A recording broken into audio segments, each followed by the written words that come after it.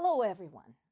What continues to be frustrating about the uptick in anxiety and news about Ukraine in general this week is that everybody's acting as if something really radical has happened. So, the one radical thing I would consider, of any importance is, of course, Biden's permission for Ukraine to use long range missiles against uh, military objects inside Russia. However, in the grand scheme of things, while it's nice that he finally did it, the fact that he did it is not really surprising.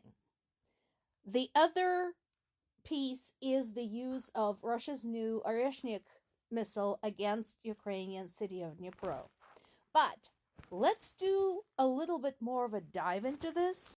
So let's look into the tale of two missiles. Actually, it's gonna turn out to be three, but let's go through them one by one. So the biggest jolt to the news and appears to be to the NATO position, EU position, etc., was the use of Oreshnik against the city of Dnipro.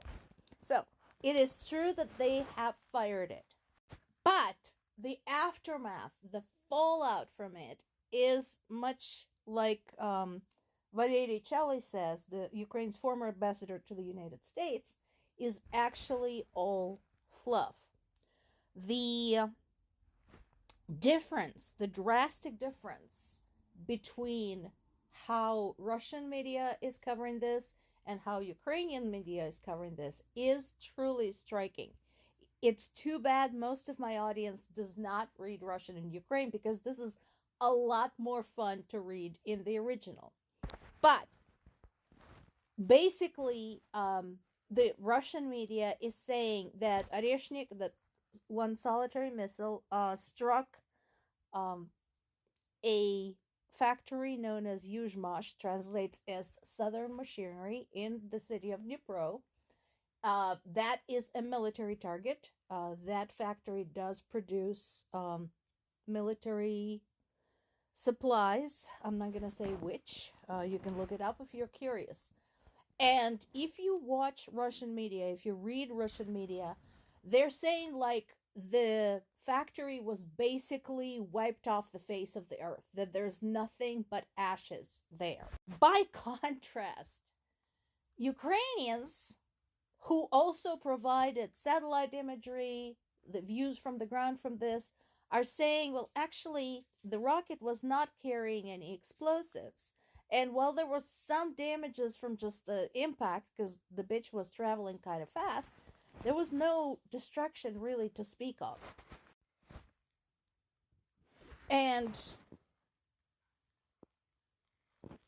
as usual, the proof is in the pudding, or in this case, on the Ukrainian side. They can confirm, yep, the thing fell, yep, it was big, loud boom. No, it didn't really do anything. The implications are, of course, is that this is a nuclear capable missile. So that is a point of concern.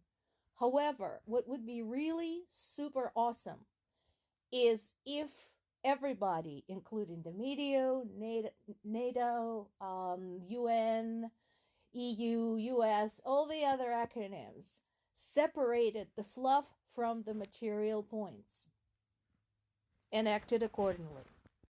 Now, what else is going on? Well, we talked about the use of ATACMS.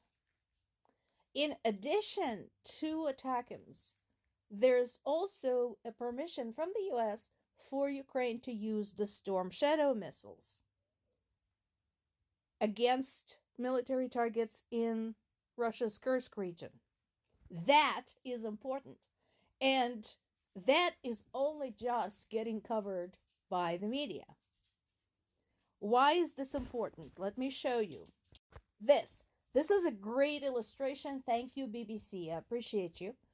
Of how Storm Shadow missile operates. So we launch it from an aircraft. It's already in the air. It stays below radar using GPS and terrain to avoid detection. And it carries a camera to identify its target and ensure that it's hitting the right thing before it actually strikes. This is important. It's no wonder Russians are jumpy. They should be, because this is huge. This is fluff. Again, let's separate the fluff from the material points. Look through all of the news coming out of Russia regarding their nuclear doctrine.